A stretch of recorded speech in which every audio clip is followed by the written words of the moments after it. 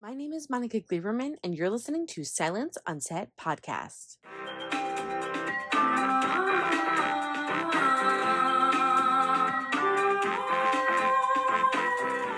On today's podcast, we're talking to the cast of Swagger. It's inspired by an NBA superstar Kevin Durant's experience. Swagger explores the world of youth basketball and the players, their families, and coaches who walk the fine line between dreams and ambitions and opportunities and corruption. Off the court, the show reveals what it's like to grow up in America. So to get into season 2 and all of its drama, first up is Reggie Rock Bythewood. I want to start off right away with what was the decision behind jumping forward 2 years, and how did that help with the storytelling? I mean, these kids have deeper voices than me now. I had to, you know.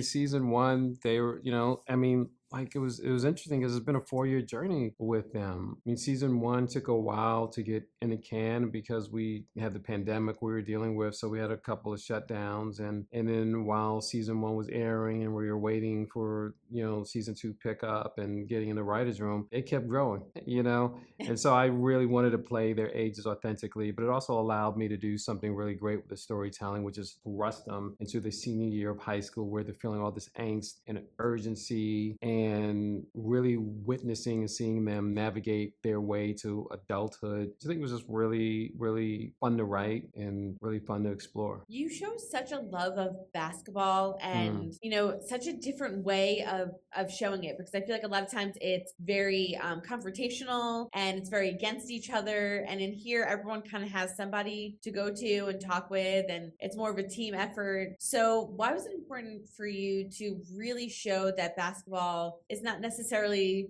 a single man sport, if you will? It's more of a team thing. It's not a single man or single woman sport because nobody can win in a game of basketball by themselves, And so it really challenges an individual to work with others. And what we do on our show, we really love leaning into the conflict that the players have with each other. There's a lot of conflict, but ultimately it's the sort of brotherhood that is created, or we could also say the community that's created that helps them overcome. And community is just like a big thing that I hope that the audience walks away from, the sense of community and the need and the urgency of community. Yeah, well, that's how I feel, because a lot of times on these shows, there's conflict, but then it doesn't get resolved, or they hate each other for seasons. It's not like that on the show. It's very much like they kind of work through their issues over the season, but there's still that love for each other, which I think is really nice to see. It's something different on a show. Sometimes the youth are more mature than adults, and I certainly have had parents of other athletes playing with my kids, and we've kind of had issues with each other, and the kids move beyond it faster than the adults do quite often. So definitely had to reflect that. What would you like to tease for this upcoming season? Because it's so good. And then I also wanted to ask you too, I'm kind of interested after this season, because there's so much going on, where do they go from here? Do you have plans of taking them to, college and them graduating, and like what's the kind of like the future plan for, I'm already thinking of season 3 because I'm all excited. So well, let's just say with season 2, you're gonna see elite athletes play basketball at the highest level, really have big hopes and dreams for the future, and be hit with obstacles that we will not know how they will overcome. And in some cases they do, and in some cases they don't. And so you're gonna see authenticity in the storytelling. You're gonna see a lot more vulnerability as our characters get older. And in terms of what will happen in season 3, unfortunately, as you said, we're out of time. Next up is Isaac Hill and Quiven Janae Wallace. I wanted to just start off basically with season 1 was amazing. And heading into season 2, we like jump right in. I mean, like we're literally in the middle of a game when the show starts. So I want to ask both of you, how do you feel like your characters have developed from when you originally got the script through season 1 into now, where we're 2 years later? I think it changed a lot, and I think even us as like Isaiah and Kevin Janae, we grew a lot. I met him when I was 15, he was 16, and that's when this all started. And now we're grown. Right. He's turning out 19. Like, it's been years. So I think it's honestly so precious. It's like our little baby. We just nourish it, and I can't wait for everyone to see it. Like, that's the best part of it all, because you just get to see how much we've grown in our personal lives, but also our characters as well. Specifically for Crystal, I mean, she went from being in a very vulnerable place to being a very strong, independent woman, and just being a powerhouse and holding her own and not letting anyone walk over her. Yeah, she's And a badass. Yes, badass.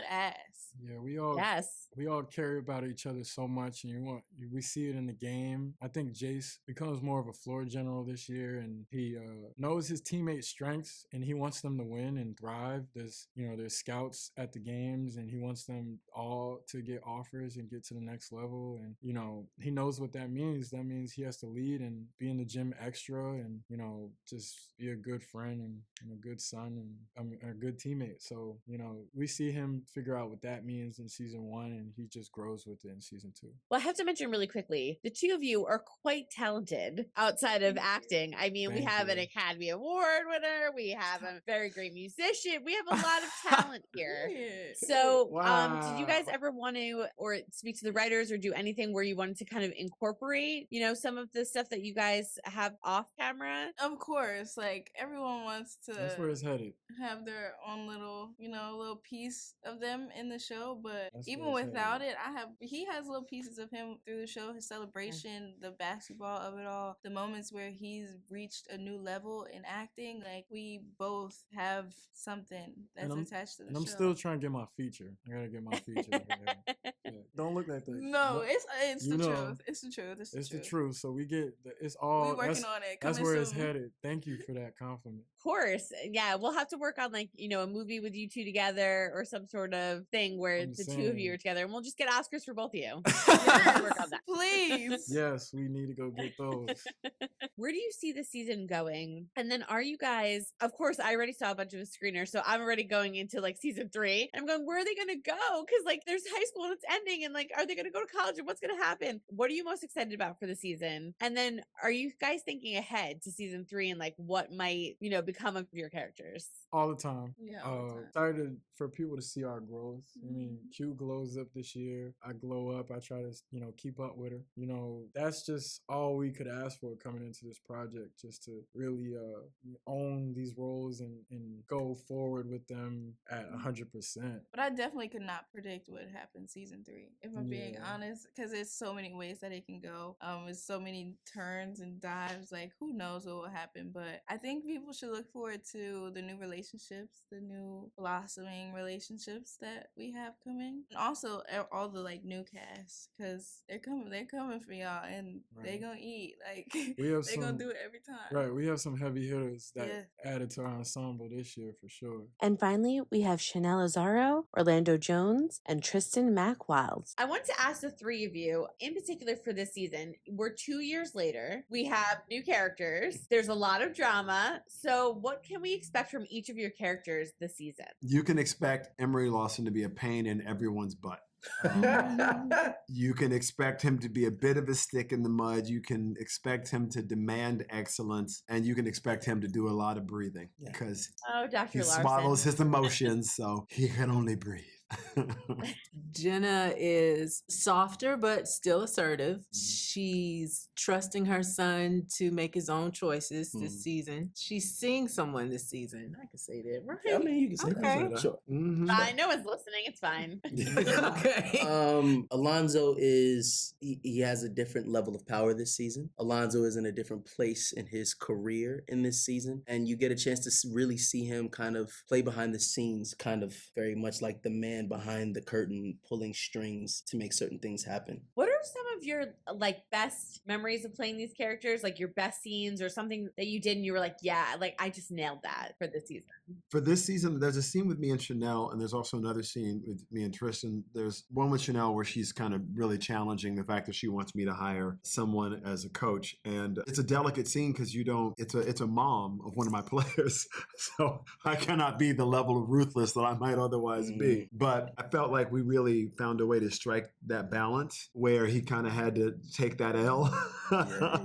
with grace and go through it. And trying to find a way for that type of character to take an L with grace is tricky. The same thing happens with Tristan, where we are in a back and forth. And he thinks he's ahead of Tristan, and Tristan says something, he stops and he goes, oh, okay, let's go with that thinking. But again, for a guy who thinks he knows everything, it's always tough to get him to switch directions authentically. So I think those are two of my favorite scenes. Yeah. I had a scene, I don't know if it's my favorite, but it's memorable, where you feel like, oh, I've grown as this character, like it's a part of me, was actually when we shot the last scene of this season. And I just sat there and I was like, I genuinely love all these people in this room.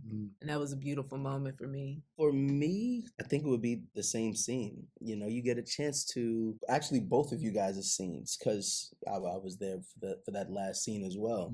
You know, for Alonzo and Emery, you know, you get a chance to really see a chess match between two guys who are of similar wit and intellect. And literally, this whole thing could change with one move, and it does. And you see which side it shifts to. But for the other scene, I'm not going to give it away, but to see all of our cast there, it's you really kind of just get to a place where you're like, dang, man, like it's been 4 years with these people. Been through like, a pandemic. We went through a pandemic, the whole nine. It just felt good to kind of all be together. And you see it too, right? You see it with the masks and the whole thing from season 1 to season 2. Yeah. Like I felt like as a viewer, because I was such a fan of season 1, that I was in this journey with you, and then I kind of came into it. But it's Solomon beautiful. started like somewhat right here with me, and now he's Solomon was 6'2". He finished. Are you serious? He was 6'2". He is now 6'9". Yes. Yeah. Ridiculous. Their voices are deeper. It's just a whole thing in my feels. I know they had to do that 2-year jump because y'all grew up. Exactly. In so many ways they grew up. Yeah. So many ways. And most of the time, as you know, creators just kind of go, here's the idea I first had in my head, so I'm going to try and shoehorn them into my idea. In this case, the writers really kind of took a step back and said, this is where they are. And this is where we got to meet them. This is where we got to meet them, and this is where we're taking them. And I think the show really takes wings because of that. I mean, Swagger is special. I've been a part of a lot of stuff, but this show is special, and it's special for a lot of reasons. The writers and the casting and the producers. So this is kind of a godsend. I hope to have many more like this one, but for this one, I'm holding on tight. It's a beautiful show. Hope you guys enjoyed listening to the cast of Swagger talk about what fans can expect for season 2. Swagger will premiere globally with the first episode on Friday, June 23rd, followed by one new episode weekly every Friday through to August 11th, exclusively on Apple TV+. So make sure you go and check it out. And if you're behind, all of season 1 is currently available now. So go binge, catch yourself up, and get ready for the premiere for Friday, June 23rd. Don't forget to hit the subscribe button so you're updated on all of our latest podcasts, and head over to our YouTube channel, hit subscribe so you're updated on all of our video content.